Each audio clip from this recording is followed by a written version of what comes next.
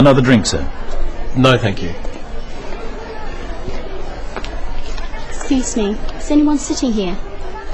No, please, have a seat. That's better. My feet are killing me. Have you been here long? No, but I just flew in this morning and I haven't had a chance to sit down since then. Oh, where have you come from? From Manila. Is this your first visit to Australia? No, I have been once before, but it was a long time ago. And have you been to Sydney before? No, it's an amazing city. Yes, it has its points. But you're lucky to live in Manila. It's a fascinating city. What about yourself? Do you live in Sydney? No, I live in Melbourne. I'm just here for the conference. I'm going to Melbourne later. What's the weather like there? Not too good in winter, but at the moment it should be okay. So, how's your hotel? It's good, very convenient. Just near the harbour. Have you seen the Opera House yet? Yes, we flew right over it. Excuse me, there's someone I must talk to. It's been very nice to meet you. I'm Walter, by the way. You too, I'm Sue. Perhaps we'll meet later. I hope so.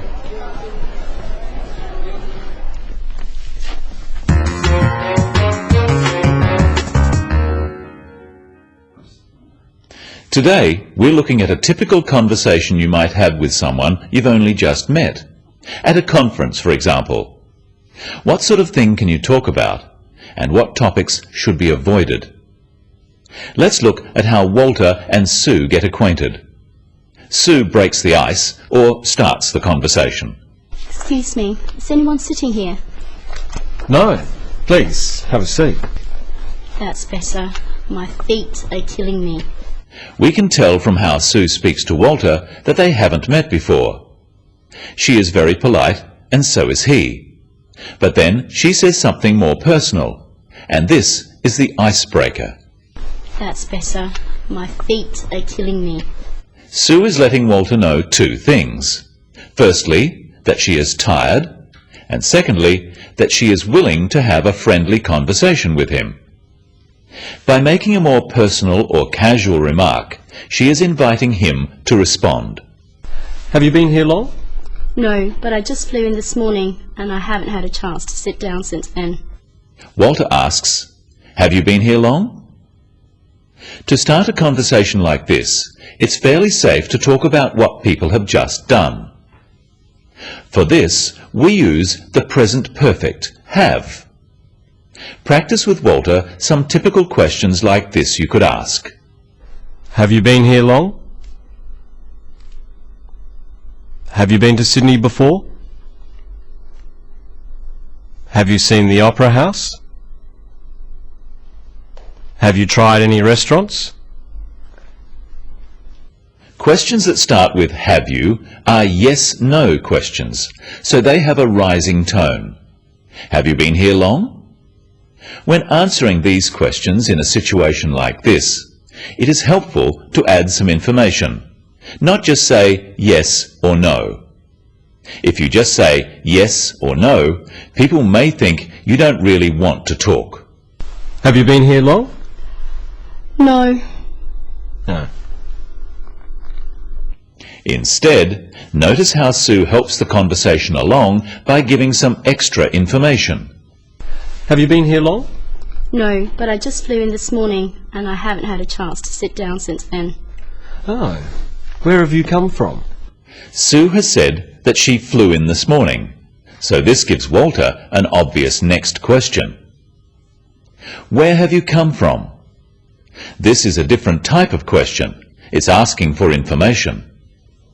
Questions beginning with where, when, what, why, who, are all questions asking for information. Notice the difference between where have you come from, meaning where did you fly from, and where are you from, meaning what is your nationality. Notice also the falling tone with these questions. Where have you come from? This makes the question sound friendly. But be careful not to ask too many questions like this altogether. The other person may think You're being too nosy. Where are you from? Manila. What do you do? I'm an accountant. Why are you here? I'm on business. Who are you with? My boss. Excuse me. Where are you going? Of course, some questions like this are all right, but try not to sound too inquisitive, and offer some information or ideas yourself. Is this your first visit to Australia? No, I have been once before, but it was a long time ago. And have you been to Sydney before? No, it's an amazing city. Yes, it has its points. But you're lucky to live in Manila. It's a fascinating city. Sue doesn't just answer yes or no, she adds some extra information. And Walter finds the opportunity to give his opinion and to compliment the place Sue comes from. Now it's Sue's turn to ask a question. What about yourself? Do you live in Sydney? No, I live in Melbourne. I'm just here for the conference. Sue wants to ask Walter about himself. This is showing interest. So she says, "What about yourself?" Practice some useful phrases to introduce a question. And what about yourself? And how about you? These phrases should be followed by a question. Practice again with the question to follow. And what about yourself? Do you live in Sydney? And how about you? Have you been here before? When meeting someone new on business, but in a social setting, there are a few safe topics. We can talk about travel and accommodation, basic questions about the other person, about the city you are in, interesting sights to see, and of course, the weather. I'm going to Melbourne later. What's the weather like there? Not too good in winter, but at the moment it should be okay. Finally, let's look at how Walter ends the conversation. He needs to make sure the other person doesn't think he is bored. Excuse me, there's someone I must talk to. It's been very nice to meet you. I'm Walter, by the way. You too. I'm Sue. Perhaps we'll meet later. I hope so. He gives a reason why he must go, then says, "It's been very nice to meet you." Practice some useful phrases for ending a conversation with Walter and Sue. Well, it's been very nice to meet you. Nice to meet you too. It's been good to meet you. You too. I have enjoyed talking to you.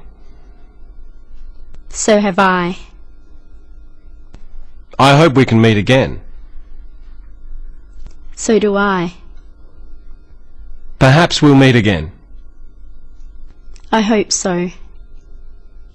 In conversation, when asking questions, remember to use a rising tone for yes-no questions, such as those starting with "Do you?" or "Are you?" Questions starting with "Do you?" ask about regular actions and about likes and dislikes or opinions. Do you travel often? Do you like the weather here?